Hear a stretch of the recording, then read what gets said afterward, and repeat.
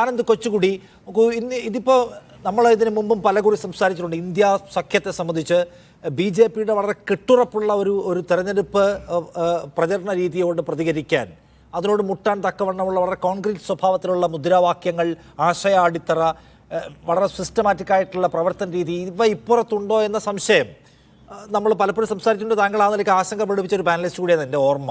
ഇപ്പം നോക്കൂ, DMK ഒരു പ്രകടന പത്രിക മുന്നോട്ട് വയ്ക്കുകയാണ്. അതിനകത്ത് ഷാർപ്പാണെന്ന് വെച്ചാൽ ഏതെങ്കിലും തരത്തിലുള്ള ഒരു പ്രീണനത്തിൻ്റെ സ്വഭാവമൊന്നും അതിനകത്തില്ല.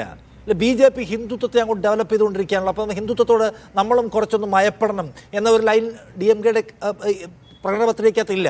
അവർ പൂർണ്ണമായും ഇപ്പുറത്ത് നിന്നുകൊണ്ട് വളരെ ഷാർപ്പായി സംസാരിക്കുകയാണ്. അതിനെ എങ്ങനെയാണ് കാണുന്നത്? ഇന്ത്യ സഖ്യത്തിനകത്തെ ഒരു പാർട്ടി എടുക്കുന്നത് അതൊരു തമിഴ്നാട് ലോക്കൽ സംഗതിയായിട്ട് മാത്രമേ കാണുന്നുള്ളൂ? അതിനപ്പുറത്തേക്കുള്ള സാധ്യത അതിനുണ്ടോ?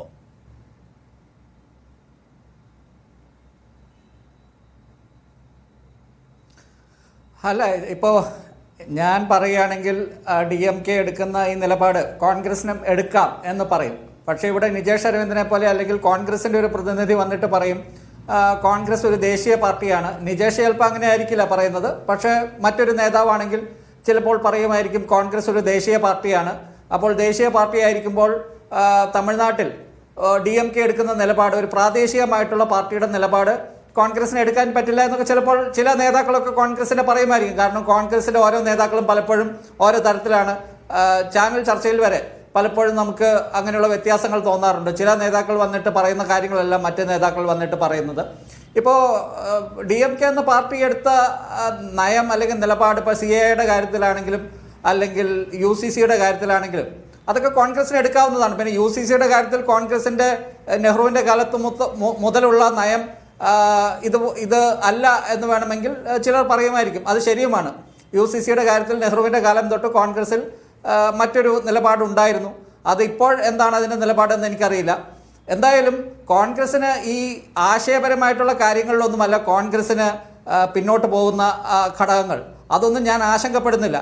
അതൊക്കെ ഇവിടെ കേരളത്തിലായിരിക്കും നമ്മൾ കൂടുതൽ ചർച്ച ചെയ്യുന്നത്. ഇപ്പോൾ CAA വിഷയം ദേശീയ തലത്തിൽ അതിന് പ്രാധാന്യമുണ്ടെങ്കിലും ഇപ്പോൾ മുമ്പ് അമിത്ഷാ പറഞ്ഞതുപോലെ ക്രോണോളജിയെക്കുറിച്ചോ NRCയെക്കുറിച്ചോ ഇവിടെ നിന്ന് പൗരന്മാരെ തുരത്തുന്നതിനെക്കുറിച്ചൊന്നും പറയുന്നില്ല. ഇപ്പോൾ പറയുന്നില്ല എന്ന് വെച്ച് പിന്നീട് പറയില്ല, അല്ലെങ്കിൽ അവരുടെ പ്ലാനിൽ അതില്ല എന്നൊന്നും അല്ല ഞാൻ പറയുന്നത്. പക്ഷേ അത്രയും മാത്രമേ ഇപ്പോഴെങ്കിലും അവർ പറയുന്നുള്ളൂ. അവരതിനെ വാട്ടർ ഡൗൺ ചെയ്തു, അതിലവർ വെള്ളം ചേർത്തിട്ടുണ്ട് എന്ന് മാത്രമേ ഞാൻ ലിമിറ്റഡ് പോയിന്റ് പറയുന്നുള്ളൂ. എൻ്റെ ആശങ്ക അതൊന്നുമല്ല. ഇപ്പോഴും നമുക്കറിയില്ല അമേഠിയിലും റായ്ബറേലിയിലും രാഹുൽ ഗാന്ധിയോ പ്രിയങ്ക ഗാന്ധിയോ മത്സരിക്കുമോ എന്ന്. ഇന്നിപ്പോൾ വാർത്ത വരുന്നുണ്ട്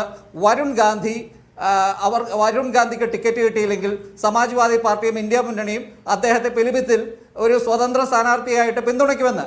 പക്ഷെ ഞാൻ ചോദിക്കുന്നത്, ഈ രാഹുൽ ഗാന്ധി ഇദ്ദേഹത്തിന് കേരളത്തിലെ ഏത് നേതാവിന് മത്സരിച്ചാൽ ജയിക്കാവുന്ന ഒരു സീറ്റിൽ, അതായത് വയനാട് സീറ്റിൽ വന്ന് മത്സരിക്കുമ്പോൾ അദ്ദേഹത്തിന് എന്തുകൊണ്ടാണ് അമേഠിയിൽ മത്സരിക്കാനുള്ള ധൈര്യമില്ലാത്ത? അദ്ദേഹം ഈ മുഹബത്തിന്റെ കട, സ്നേഹത്തിന്റെ കട തുറക്കാൻ നടക്കുന്ന ആളല്ലേ. അദ്ദേഹത്തിന് എന്തുകൊണ്ടാണ് അമേഠിയിൽ ആ സ്നേഹത്തിന്റെ കട തുറക്കാൻ ധൈര്യമില്ലാത്തത്?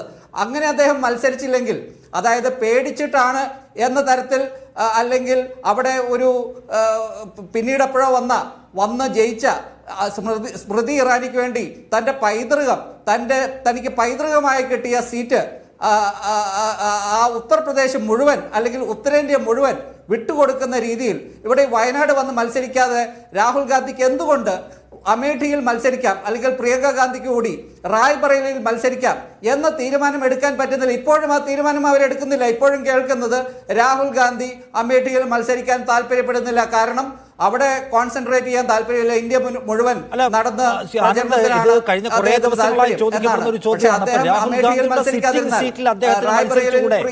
എന്നാണ് ഒരു മറു ചോദ്യം. സിറ്റിംഗ് സീറ്റിൽ ഒരു MP മത്സരിച്ചുകൂടെ എന്ന് ചോദിക്കുകയാണ് സാധാരണ മട്ടിൽ നിഷ്കളങ്ക സ്വഭാവത്തിൽ. ഇപ്പൊ രാഹുൽ ഗാന്ധിയെ പോലെ ഇന്ത്യ സഖ്യത്തിന്റെ ഒരു ടവറിംഗ് ലീഡർ സിറ്റിംഗ് സീറ്റിന്റെ ന്യായം പറഞ്ഞ് വയനാട്ടിൽ തന്നെ വന്ന് മത്സരിക്കണമെന്നൊക്കെ മറുചോദ്യം ചോദിക്കായിരിക്കും. പക്ഷെ കോൺഗ്രസ്സുകാർ നിഷ്കളങ്കമായി ചോദിക്കുന്നു, സിറ്റിംഗ് സീറ്റിൽ രാഹുൽ ഗാന്ധി മത്സരിച്ചാൽ എന്താണ്, കേരളം ഇന്ത്യയിലല്ലേ എന്ന് ചോദിക്കുകയാണ് അവർ.